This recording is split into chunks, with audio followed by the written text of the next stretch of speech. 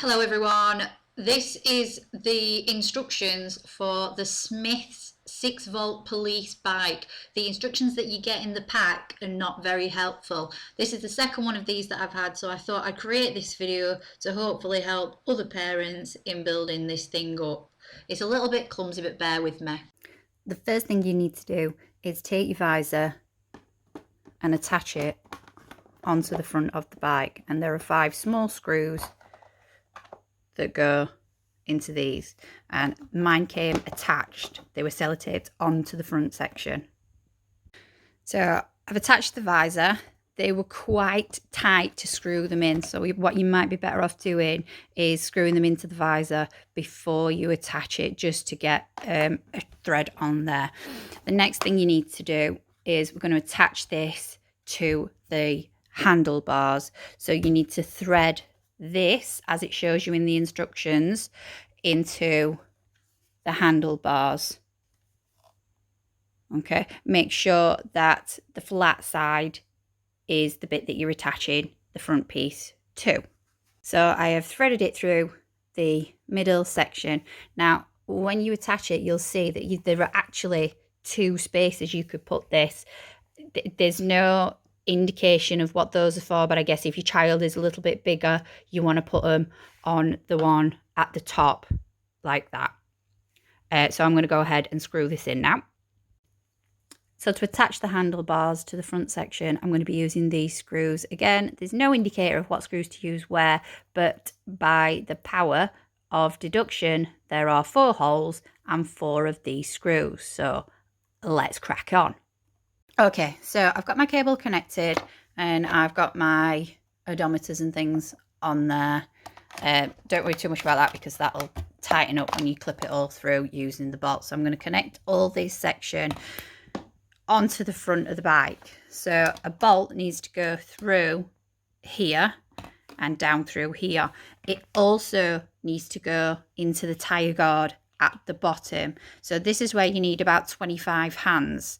All right. I also found that when you take the bolt out of here where it is stored, it is that way and the nut is at the bottom.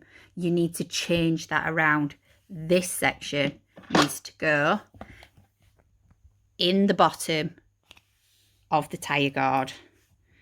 Apologies, this is a bit tricky with just the 2 hands. Okay, so that is in there and that is going to run through the bottom. So you need to put it from the bottom to the top and then attach it. This cable, again, a bit fiddly, but it literally just tucks into that gap. But I'll pop it on and then I'll show you. So that cable literally just sort of tucks away like that because you've got that gap between the front of the bike and the handlebar section. I lined the bolt up, and so to get this tyre guard on, halfway down those sort of the steering column, the bars flatten, so you can pop it onto there and then push the tyre guard up, including the ball, and line the ball up right through to the top of the bike, and it will pop out here again. Have patience, Padawan. Okay, that wasn't easy. Took a lot of manoeuvring to pass the pack, to pass the bolt through, but it is attached now and the front section can move. So the next thing I'm going to do is I'm going to attach the wheel. These do come off, they're supposed to, don't worry about it, they'll knit together with the bolt. And then the other bolt, we're going to thread it through this front section. Hopefully pretty self-explanatory. So that is the main part of the bike completed. The next thing we're going to do is to attach the basket. Now this takes a couple of double A's if you want them to have the siren, so just easier to do it now. Just unscrew the pack, pop a couple of, I believe it is double A's, it doesn't tell you, and then I'm going to screw this section onto the back So there's only one place it can go, and we've got 5 screws that are the same left, so we're going to use those to attach that as well. Just to show you, I've added some batteries. They were AA, 2 AA's. There's a switch on the back.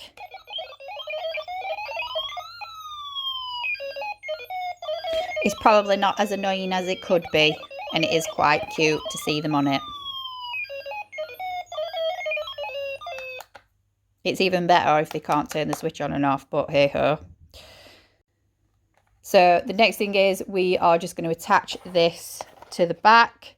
So it's got a couple of clips there, and it needs to go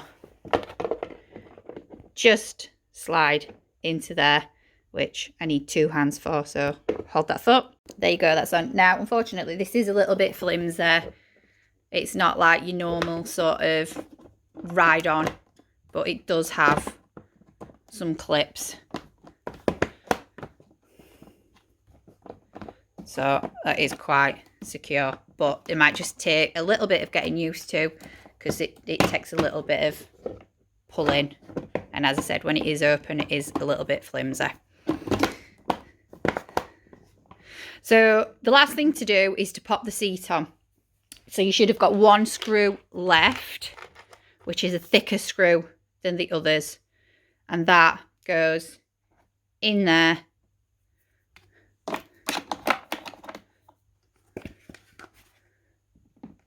So you slide in the tabs, put the seat down, and then screw in there. But I'm not going to do that because I do need to charge this up before a young man comes home. So you, to make this work, you need to attach these 2 cables together. That's going to power your battery. There's only one way they can go, so you can't really get that wrong. And then to charge it, here's my charger. You need to connect it again to the only one it will connect to, which is that one. Plug it in. I tend to leave it overnight when I'm doing a charge, just to make sure he has got adequate battery power. This is the second bike that we've had. I've just replaced it this morning. We got one back in July, and they just said it looks like the battery, but they have swapped it straight out with the receipt, so no problem. And hopefully that will help you in building your bike for your little one. To operate, it is literally, they just need to press that, and then they've got a button for forward and reverse. So again, they just need to get the hang of, instead of when they're stuck sitting and screaming, that they press the button and it'll take them backwards. Happy building, good luck, enjoy.